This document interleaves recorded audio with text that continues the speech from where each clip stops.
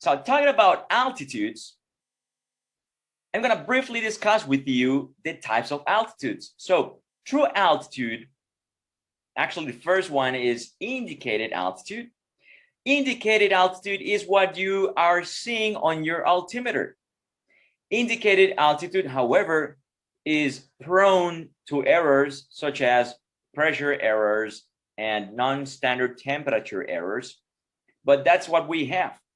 That's what we see on the altimeter, and our job is to adjust that altimeter so it gives the most accurate altitude possible. It won't be perfect, but it will be as accurate as possible to make it safe.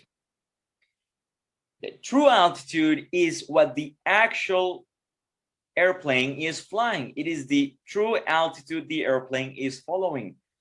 If you could measure the airplane altitude to sea level, that is called true altitude. Now, we can absolutely calculate true altitude if we have a flight computer, for instance. It's not something that we use on actual operations. We use indicated altitude with some corrections, as we will see later on the course. Absolute altitude could be also thought of height, as of height. So absolute altitude is an equivalent of height, is the difference in feet from the airplane and a ground reference. Okay, that is absolute altitude, also called height. We also have pressure altitude, and pressure altitude is what we see on the altimeter when we have the standard pressure dialed in. When we put 0.902 inches of mercury or 1013 millibars or hectopascals on our altimeter setting window, what we are reading is pressure altitude. So the difference in feet between the airplane and the standard pressure datum. Okay. If we corrected that pressure altitude for non-standard temperature, then we will get density altitude. So density altitude is a value that's very used on general aviation because it gives you a sense of how temperature is affecting the density of air. So as density goes down, the pressure altitude, the density altitude increases. So the higher the density altitude, the lower the density and the lower the performance. So high density altitudes are affect negatively the performance of the airplane. And sometimes when you call an AWOS or an ASOS, some of them say the density altitude of the airport, so you can have a grasp of how the actual density of the airport is, and you can actually get into the charts of those general aviation airplanes and start with density altitude as a starting point in the chart. And finally, we have radar altitude, which is the altitude that is measured by the radar altimeter or radio altimeter. So it gives you the height of the airplane to the current ground level. That is not the airport level. It's just the ground level over where the airplane is actually flying at that point. Okay. So one very important thing to note here is that in the United States, we do not use the Q codes. We do not use a QNH phraseology. We use altimeter setting instead of QNH. So let's talk about the altimeter setting. The altimeter setting is basically the sea level pressure of an airport.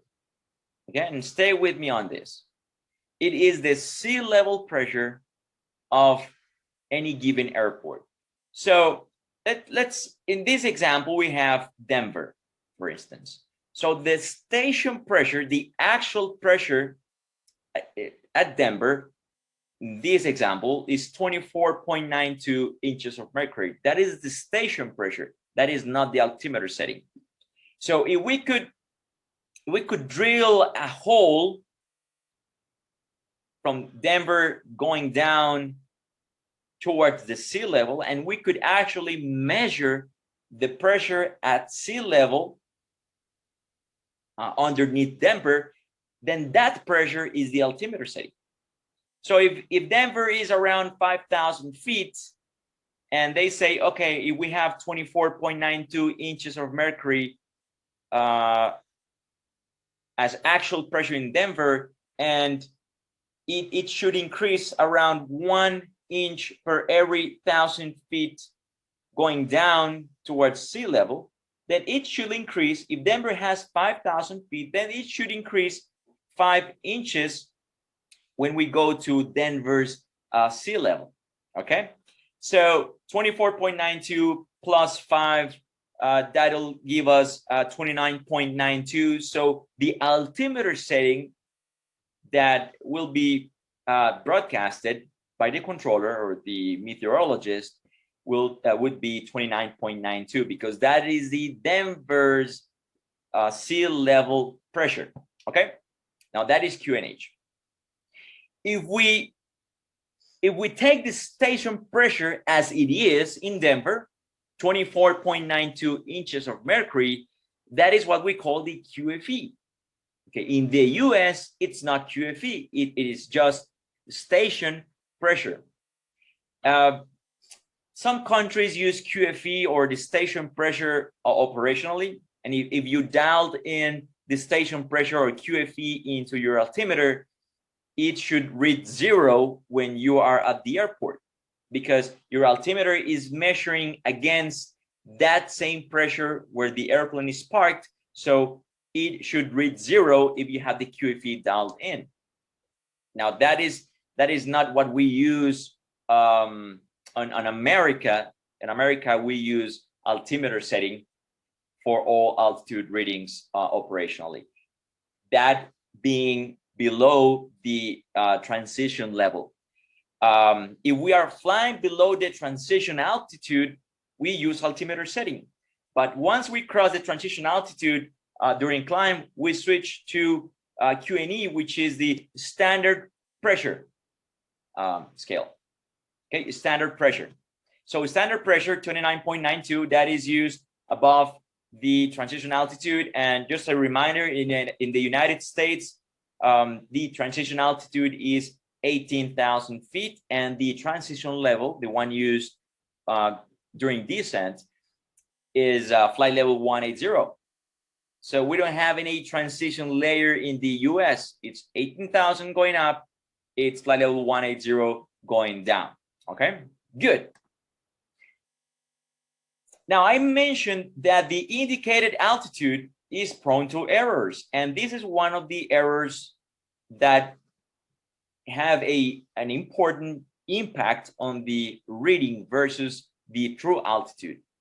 So in this example, let's look at this example from left to right. In this example, the first airplane we have on the left has an indicated altitude of 3,500 feet with an altimeter setting of 3000 dialed in the altimeter.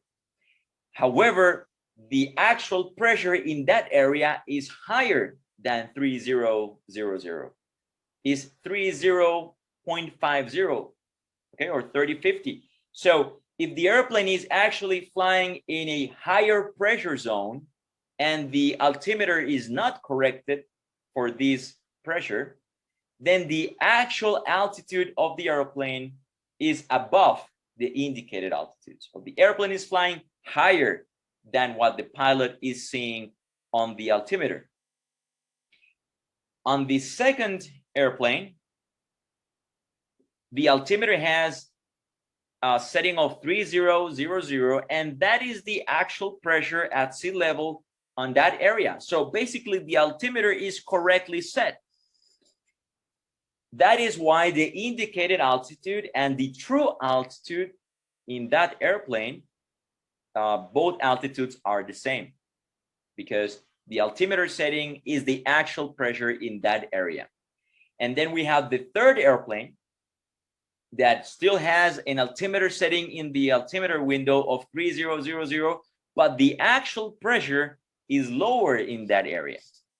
And since that altimeter is not corrected, the true altitude of the airplane is lower. So the airplane is actually flying at a lower altitude than the indicated altitude. In these three examples, the pilot has been reading 3,500 feet in the altimeter. Okay, so the indicated altitude has not changed, but the true altitude has definitely changed. That is why we have a common saying in aviation that goes from high to low, look out below. From high pressure areas, if you're going into a lower pressure area, watch out, because if your altimeter is not corrected to that sea level pressure in that area, then your true altitude is actually lower on the low pressure area, and that might impact, terrain separation, basically safety.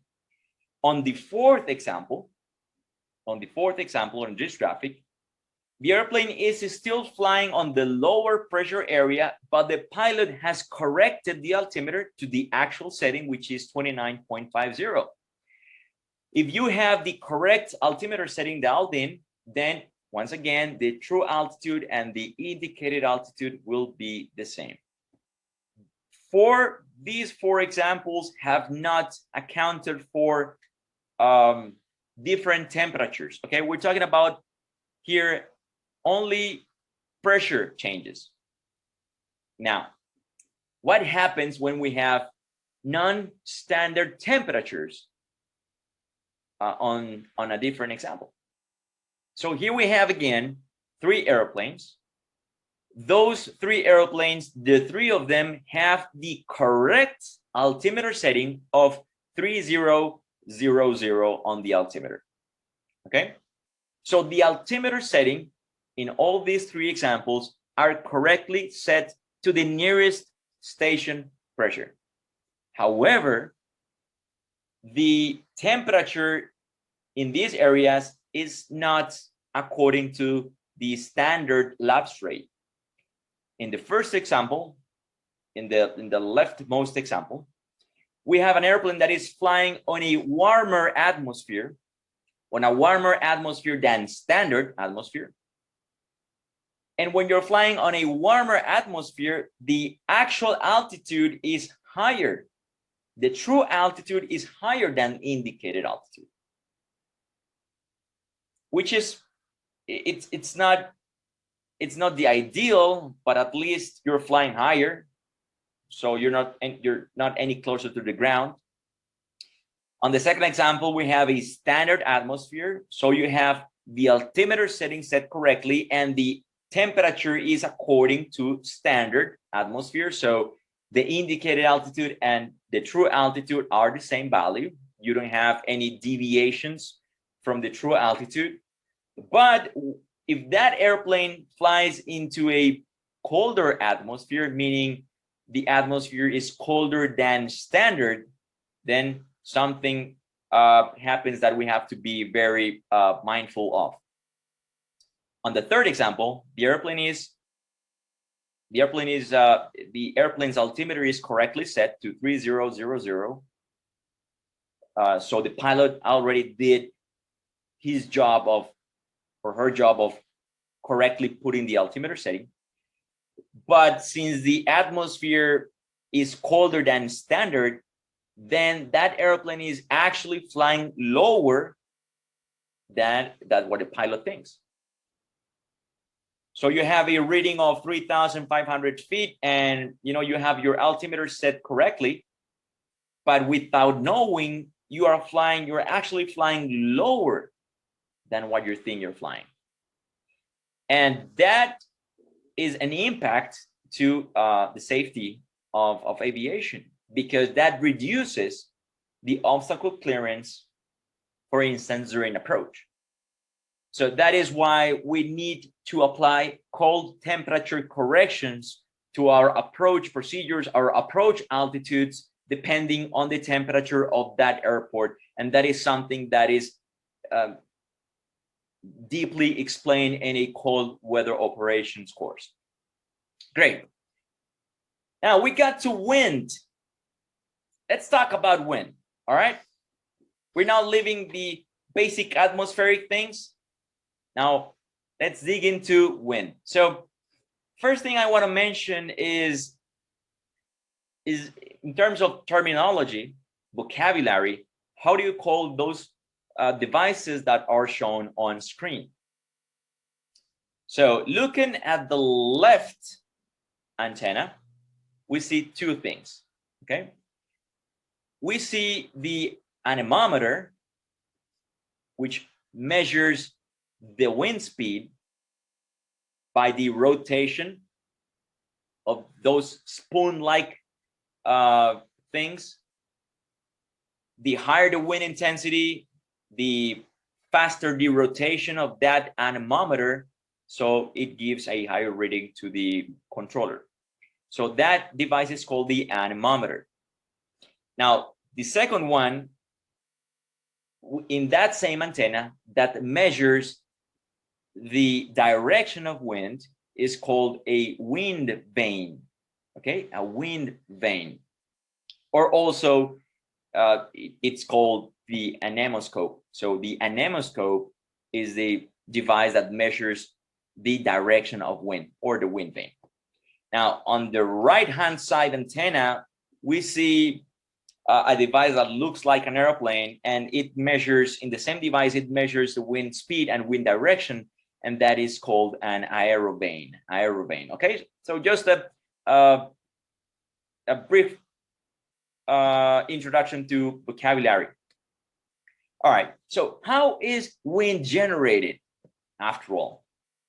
So first thing we have to recall is that the wind is produced by uneven heating. Uneven heating. If we didn't have uneven heating, there wouldn't be any generation of wind, and let me explain why. So in this example, that's very appropriate. Let's say we are in a short line. In a short line, we are at the beach, and the sun starts coming up in the morning, and as the sun comes up, the sand in that beach, or ground for that matter, starts heating up faster than the water in the sea, because it's related to the specific heat of matter. So the sand starts heating up faster. So what happens? Since it heats up faster, the molecules, the air molecules above that sand start to heat up again. And those molecules that are hotter start